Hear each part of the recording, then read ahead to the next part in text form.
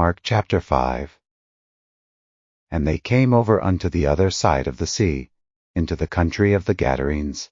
And when he was come out of the ship, immediately there met him out of the tombs a man with an unclean spirit, who had his dwelling among the tombs, and no man could bind him, no, not with chains, because that he had been often bound with fetters and chains, and the chains had been plucked asunder by him, and the fetters broken in pieces, neither could any man tame him.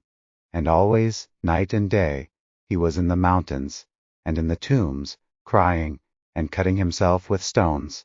But when he saw Jesus afar off, he ran and worshipped him, and cried with a loud voice, and said, What have I to do with thee, Jesus, thou Son of the Most High God? I adjure thee by God, that thou torment me not. For he said unto him, Come out of the man, thou unclean spirit. And he asked him, What is thy name? And he answered, saying, My name is Legion, for we are many.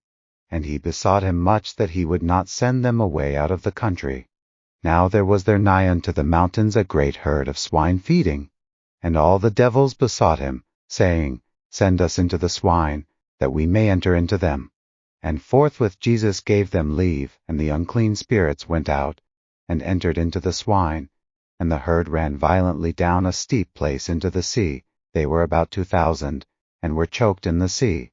And they that fed the swine fled, and told it in the city, and in the country, and they went out to see what it was that was done. And they come to Jesus, and see him that was possessed with the devil, and had the legion, sitting, and clothed, and in his right mind, and they were afraid. And they that saw it told them how it befell to him that was possessed with the devil, and also concerning the swine.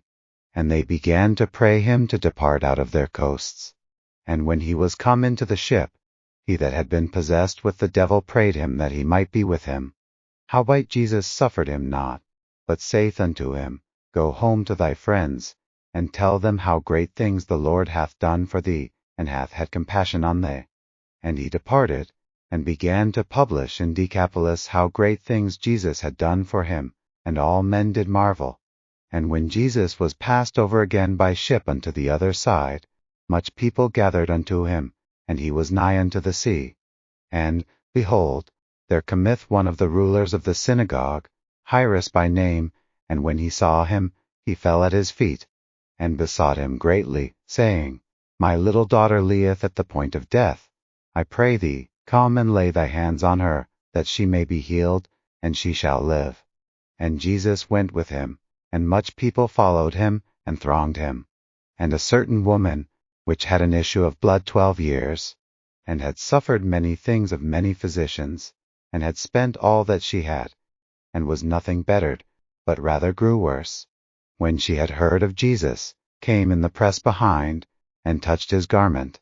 For she said, If I may touch but his clothes, I shall be whole. And straightway the fountain of her blood was dried up, and she felt in her body that she was healed of that plague. And Jesus, immediately knowing in himself that virtue had gone out of him, turned him about in the press, and said, Who touched my clothes? And his disciples said unto him, Thou seest the multitude thronging thee, and sayest thou, Who touched me? And he looked round about to see her that had done this thing. But the woman fearing and trembling, knowing what was done in her, came and fell down before him, and told him all the truth.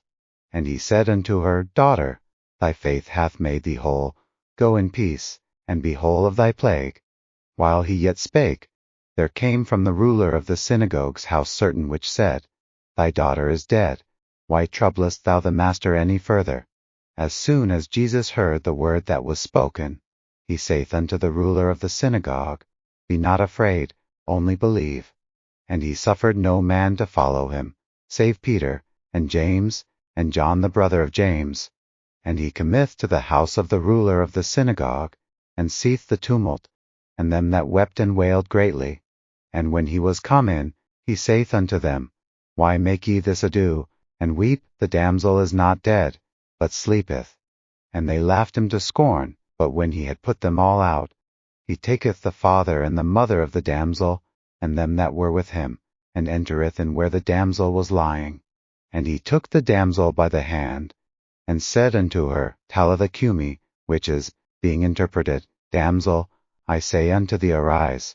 And straightway the damsel arose, and walked, for she was of the age of 12 years, and they were astonished with a great astonishment.